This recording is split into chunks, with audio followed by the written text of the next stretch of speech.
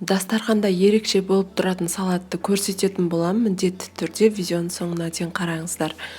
Бізге керек сәбіз, картошка, қызылша, колбаса, қияр, қырыққабат керек болады. Бірінші кезекте картошкамызды өткіштен өткізіп, өткішіміз осындай болу керек, қатты ірі болмау керек, осындай майда болу керек. Үстіне су құйып, тұзымызды салып, 1 сағатқа қойып қоямыз. Сәбізді де дәл сол өткіштен осылай өткізіп аламыз. Үстіне тұз сеуіп, қолымызбен мыжып аламыз. Қызылшамызды да дәл сол өткіштен өткізіп, бұған да тұз сеуіп, қатты мыжбаймыз, араластырып қоямыз.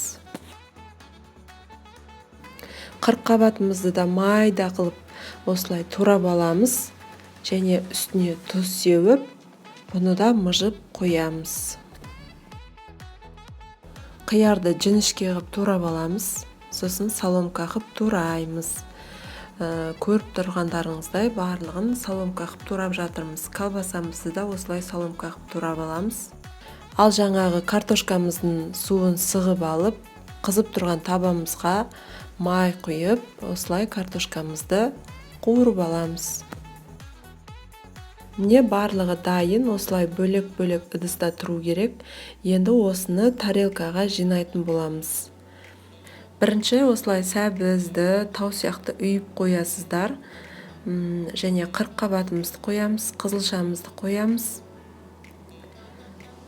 Қиярымызды қойып, колбасамызды қойып, қасына фреймізді қоямыз. Ал ортасына жүгері саламыз. Майонезді бір пакетке немесе осындай кондитер мешогына салып, ұшын кішкене қылып кесіп, осылай жасап шығасыздар. Сол кезде салаттарыңыз өте әдемі болып көрінетін болады. Бұл салат дастархандарыңызда ерекше болып көрінетін болады. Қонақтарыңызға ұнайтынына сенімдімін. Дәмі де керемет. Ал маған тіркелуді ұмытпаңыздар. Сіздермен болған Зарина.